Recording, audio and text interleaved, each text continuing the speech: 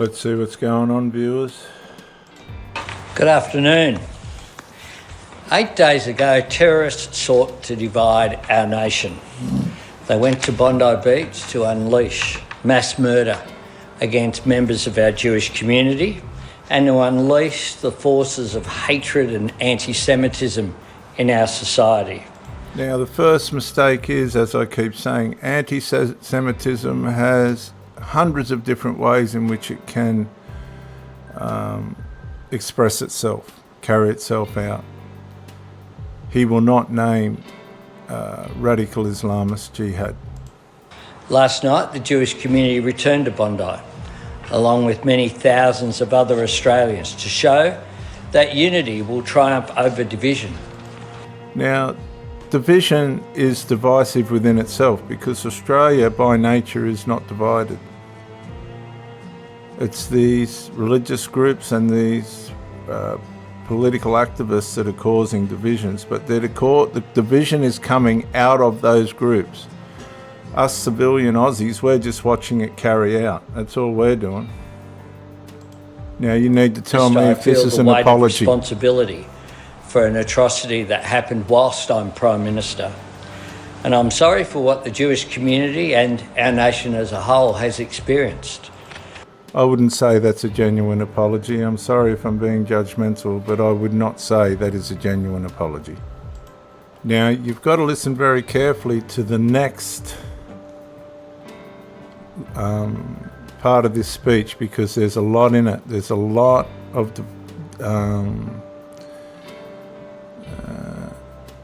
there's a lot in the way of which he's still protecting his pro-Palestinian activism core beliefs. Watch this. The government will work every day to protect Jewish Australians.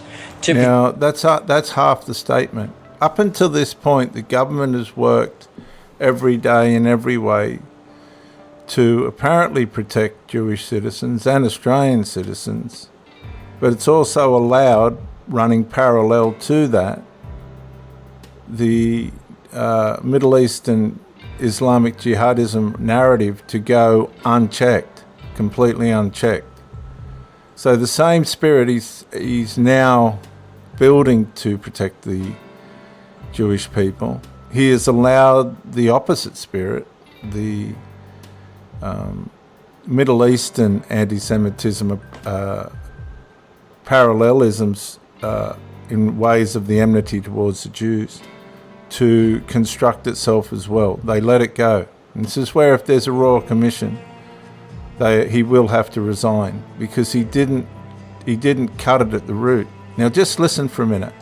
Check the fundamental right as Australians that they have to be proud of who they are, to practice their faith, to educate their children and to engage in Australian society in the fullest way possible. Now you have to parallel that with the Muslims and the Chinese and everybody else.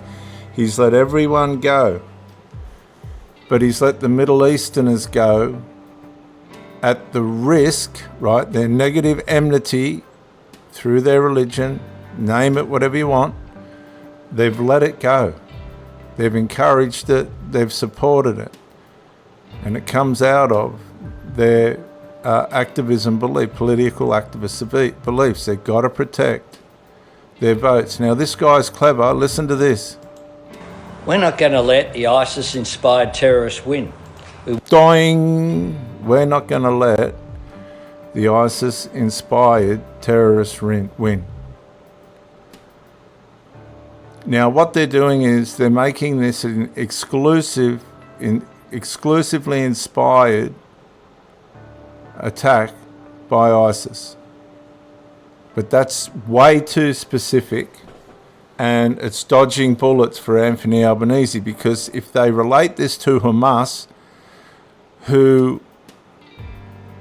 in an immediate context are not in alignment with ISIS but do have the same agenda, right? Do have the same terrorism. You've got two different organizations running the same terrorism activities, right? Just because you've got two organizations that are in opposition to each other doesn't mean they still haven't got the same purpose. For instance, and I won't play the video, on the Sydney Harbour Bridge protest and the riot at the Opera House, the pro-Palestinian people, the Middle Eastern people and the Australians and all the rest of it that tag on, because it's absolutely got nothing to do with us, they unified with the ISIS people. We saw the ISIS flag right over the Harbour Bridge. We saw the ISIS flag and the Palestinian flag running parallel at the Opera House and in other places. Right? You won't see that much of it now, but that's just going to make it covert. They both have the same enmity towards the Jews and towards Westerners. Okay? It's the same enmity. It's not one or the other. It's all equally inspired, right, in its specific context, particularly the Jews. And if you really want to play it out fairly and squarely, Hamas has been way more destructive towards Israel than what ISIS has. Now, what Anthony Albanese is doing here, and it's deep, but he's protecting his political position by way of deflecting the Middle Eastern enmity that manifests towards Jews under terrorism by specifically calling it an ISIS act, and it's not. It's absolutely not. And I'll show you why this is so dangerous. Watch this. Won't let them divide our society. Just bear with me. Now, everybody knows this is the guy that runs the pro-Palestinian protests, right, on behalf of Hamas. Basically, Hamas is the government there, and Hamas has allowed the atrocities to happen. They've provoked Israel to respond, and these people aren't calling that out. But watch this narrative of, I don't think this guy, I just think this guy's a problem to Australia, but I'm entitled to my opinion. Watch this. Now watch this on the back of what Anthony Albanese said, that it's specifically an ISIS-inspired attack, which it's not. It's way more general than that. The Middle Eastern enmity really does flow out of the Muslim Brotherhood umbrella. My name's Josh Lees from the Palestine Action Group here in Sydney. And like everyone else, the Palestine Action Group was, of course, absolutely shocked and horrified by the Bondi attack, which was a revolting act of anti-Semitism and violence which caused so much death and suffering. Now, he's just getting that out of the way because he couldn't care less. He's got horrible grievances towards Israel. They don't bring out the fact that Hamas has caused all these atrocities. I mean, if the Chinese raid the shores of Australia, which eventually they will, if we just sit by and allow them to do it and don't fight back, then we're gone. And it was the same for Israel. The Middle Eastern enmity towards Israel specifically, and between each other domestically, the Muslims domestically, has never led to a successful civilization. Now, I'm not sure what this guy understands about the scripts, the manuscripts, the holy manuscripts, and be it Muslim or Old Testament, New Testament. But he must be making a lot of money or something out of this, because you wouldn't subject yourself publicly to this kind of idiocy, right, as an Australian. I mean, this has just got idiotic. Now, watch this. The people to blame for that attack are those killers who carried it out, who in turn apparently were inspired by the twisted ideology of ISIS. Now, remember, these guys run with Hamas. There's a specific narrative here. If we can blame ISIS, then that gets us off the hook. We can continue, or should be allowed to continue, our covert terrorism protests. because it was this guy that led the protests. I mean, this guy's just as much an accessory to the fact as Anthony Albanese's government, because they work together, right? They work together. Neither of them understand the context of the evil and enmity that works out of the Middle East. They've got no idea. We've got a 200-year-old country that are trying to deal with 2,000 years of this enmity. You've got to call it enmity because it's irreconcilable. And these people have no idea. I don't know what these Palestinian protesters think they're going to solve, because they're so out of touch with the reality. Okay, there's death and everything, but ladies and gentlemen, there was 200 million people killed by the Muslims, or something of that number. Some say 300, which caused the start of the Crusades. The Crusades were to stop the annihilation of civilizations under the Arab Muslim rulers of those days. People don't understand the savagery of the Arabs. I'm an Arab. I've got every right to say that. I'm a Lebanese Aboriginal Australian. Beat that. Bring it on. But I understand the Old Testament scripts. I understand the Quran scripts and where it all leads.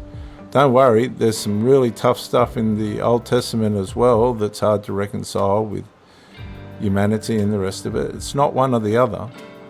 But you have to say, Israel was trying to live a democratic life and leave people alone, but the Arabs won't. They'll never be satisfied. The idea of a two-state solution was resolved in 2005 by Israel, but they weren't happy with that either. The Arabs weren't happy with that. And too many organisations were making too much money out of the refugees in Palestine.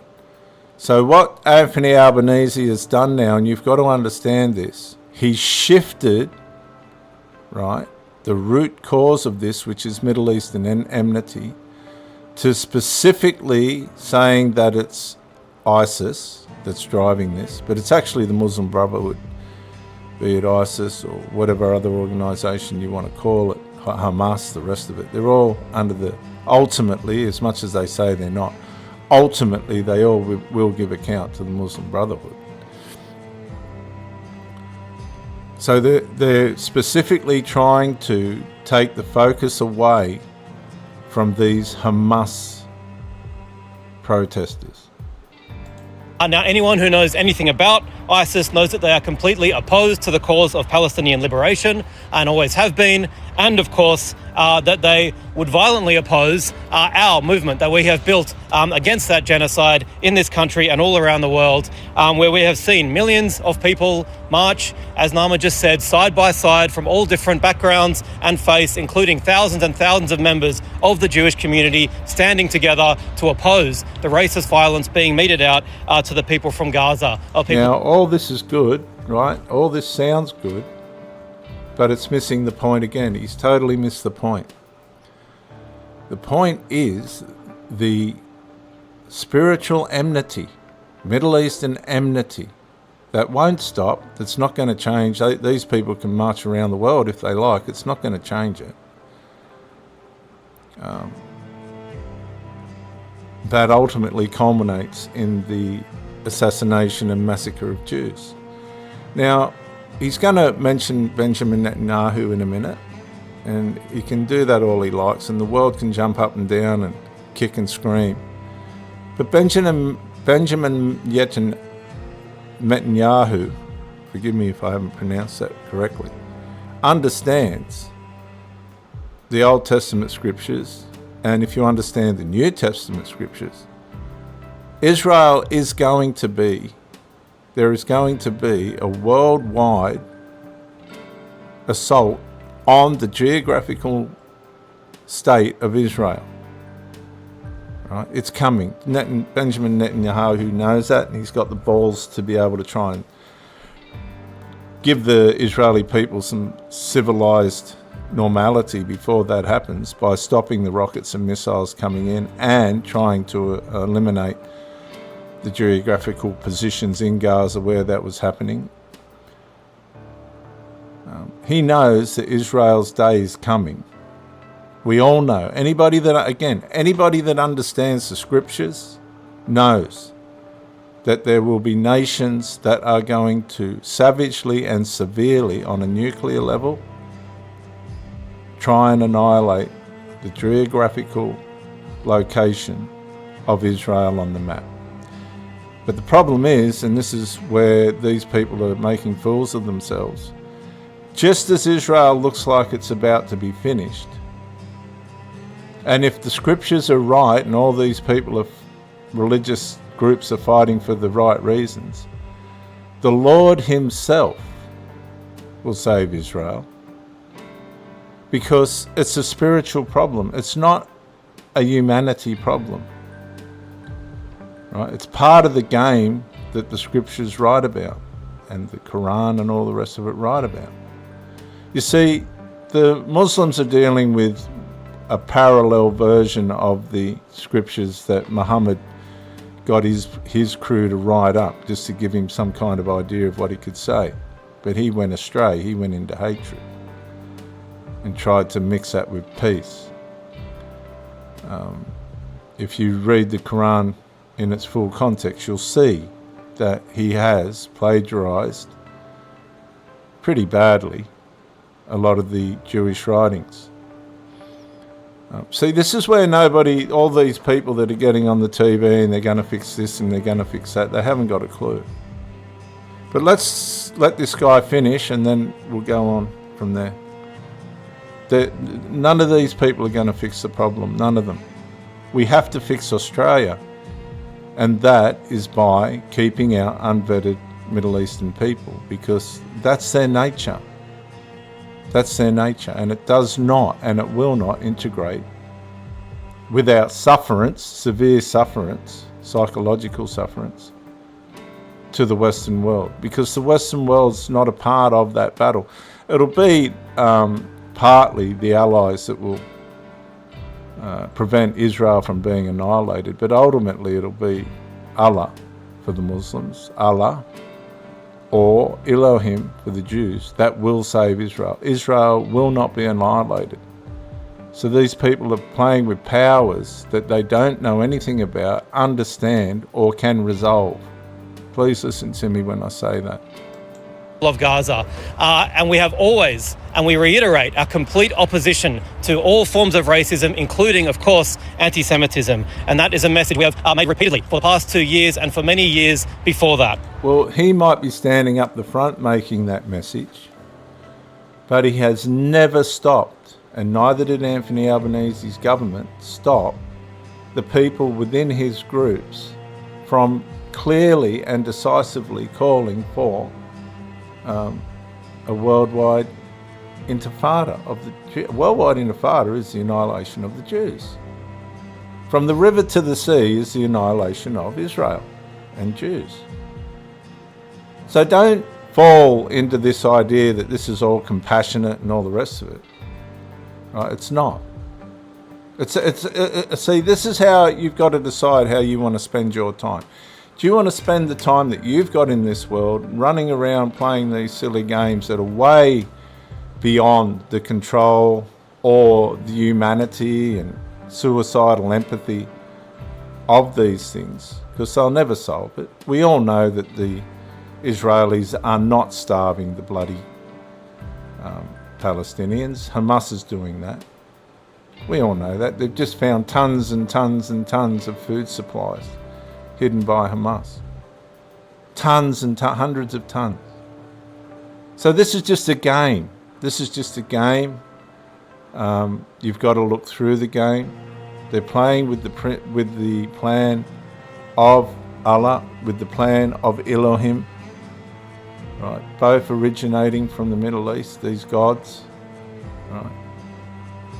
The Christian Constitution of Australia is under the Elohim, not Allah, which is going to, we'll see who wins out on that one. They're trying to get rid of both of them, but that's just not going to happen.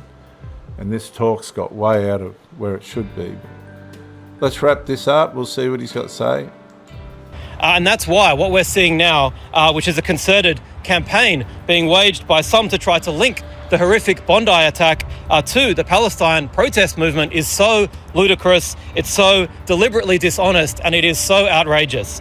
Okay, so again, you've just got somebody jumping up and down and stamping their feet. The footage shows that they're clearly aligning with any Middle Eastern group that does have an enmity in response to the Israeli retaliation, to the terrorism on that. Could you imagine missiles flying over your head and bombing bombing the suburb next to you and all this? If Israel didn't have the anti-missile technology that they've got, the place would be destroyed. And all that's only on pause. There's still a lot going on over there. It's only on pause. These people have no clue at all. This campaign of lies is coming from many of those, including, of course, from Netanyahu himself, the wanted war criminal, who has spent more than 2 years either carrying out or supporting and justifying Israel's annihilation of Gaza. And that's not true. See, that's not true. So he's lost all credibility, this person. He's just lost all credibility. He doesn't understand that there is going to be such an assault on the nation of Israel that it will it'll even look like it's been completely annihilated. They don't understand. Okay. The refugees in Palestine that were given the land in 2005, all this two-state solution crap's rubbish, they can't build a proper civilization, and they won't. These people have been led by terrorists. Now, it doesn't matter if it's ISIS, Hamas, Hezbollah. It's all Middle Eastern enmity, okay? And it's way beyond Australia's control. Let's get that straight. It's so bad that the Jews and people like that come here for peace. You know, a lot of these immigrants, and we're all immigrants, but a lot of these, well, I'm part Aboriginal, so that's a whole nother horrible story. But a lot of the immigrants come here for peace, including the Middle Eastern ones that had had enough of it. And he's just playing the game, a game that's much bigger than what he realises or understands. Hamas will turn on these people in a blink of an eye. You can't trust anyone in that game. And in particular, you can't trust these people because they aligned themselves, along with the Albanese government, with ISIS and everybody else that wanted to get in on the game to provoke these individuals, and there's going to be more to come out from under the bushes and to want to reward their cause by the assassination of Jewish people. And don't worry, the Western people count as well on their reward list with Allah. Genocide of the Palestinian people, which has seen hundreds of thousands of people massacred and starved. And now we see... Now he's talking about hundreds and all this and thousands and this and that. Again, he's missed it. He has absolutely missed it. He's not going to sit there and say, well, Hamas caused it, right? While it's not justified for civilians, women and children to be killed. He's not standing there and saying, well, sorry about Hamas busting over the border and shooting innocent civilians while they were sitting there eating their tea or watching telly or having a barbecue or watering the lawn. He's not going to say that, right? But he is an accessory to the fact of that, and so is his organisation. Because when the peace treaty, Trump's peace treaty did set, they still protested, right? So it's not about peace, it's an agenda within itself. And it's got a lot of pride and ego and arrogance that goes with it, alongside its suicidal empathy. Why isn't he in Palestine? Right? There's a reason. He's got to stay alive. But it won't just be the Jews that'll want to kill him. Eventually the Muslims or the people over there will kill him. Right? They'll get you on side, and then the next minute you've got your throat cut. Right? They do it to each other. You've got to wake up, Westerners. This is much bigger than our petty little ideals of suicidal empathy. It's got nothing to do with Australia culture. Australian culture can't fix this. It has to be fixed by aggression, aggressive laws that stop all this.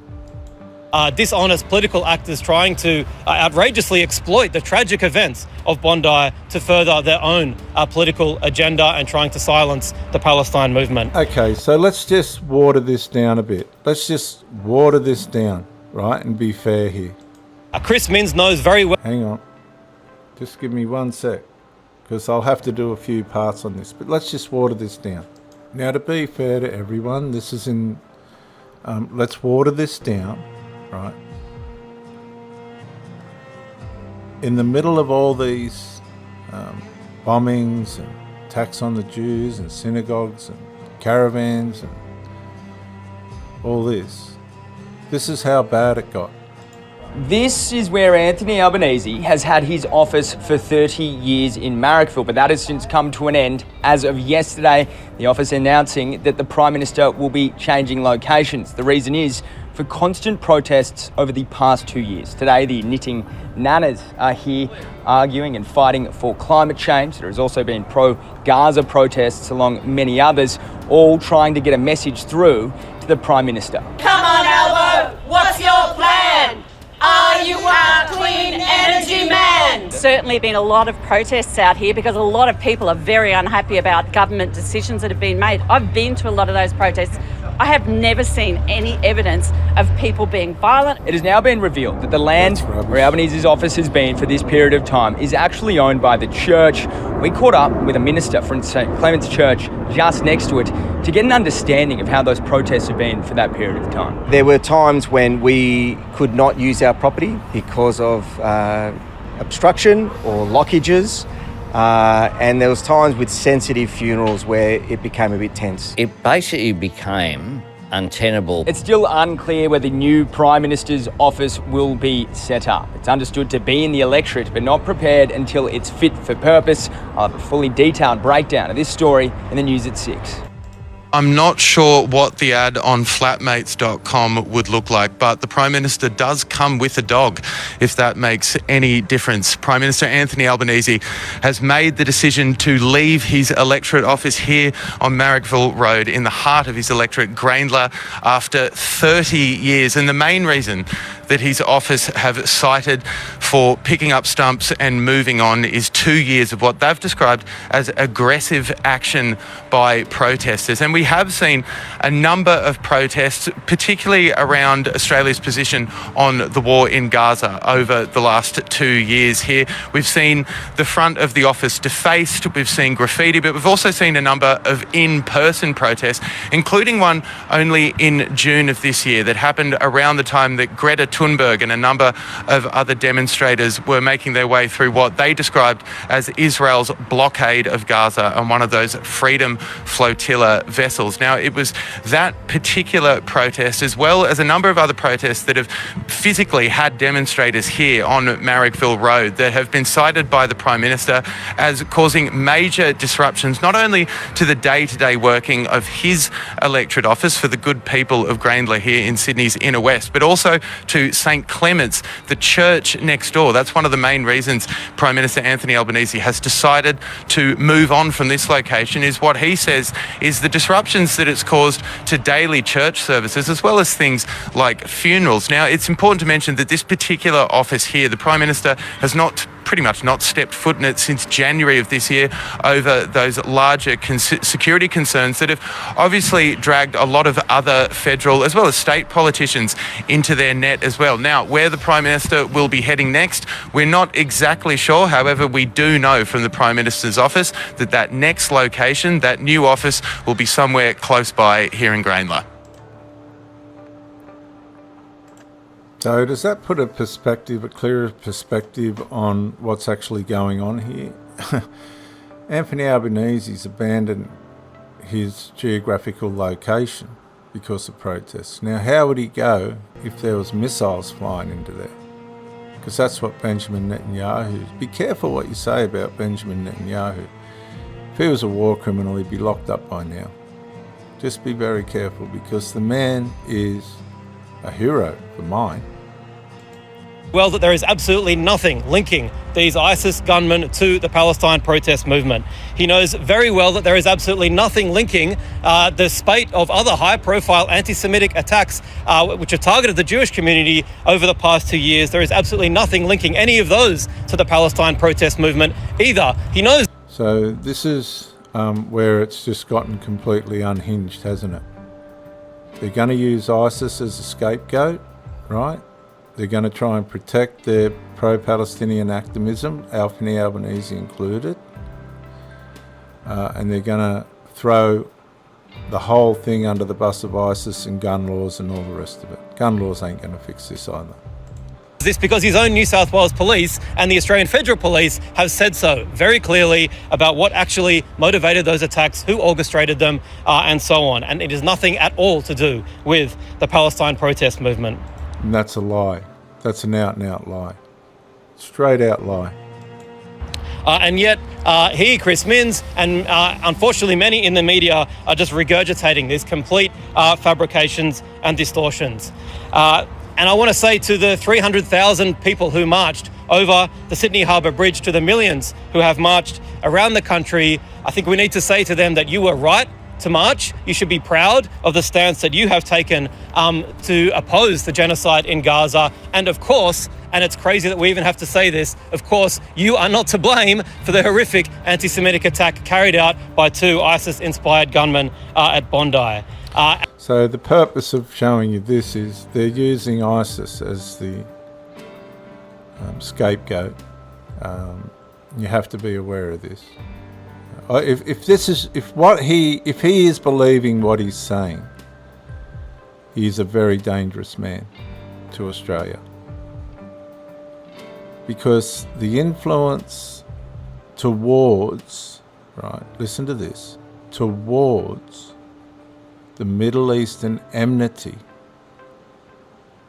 right, against Jews and the Western world was definitely motivated, one way or another, by those protests and by what was happening on the stairs of the Opera House, because we've heard it. We've got the footage that shows us.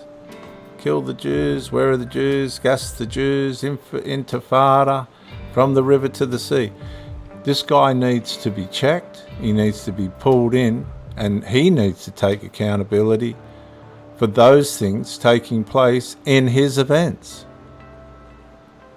I'm going to do a couple of parts of this. I'll see you in the next one.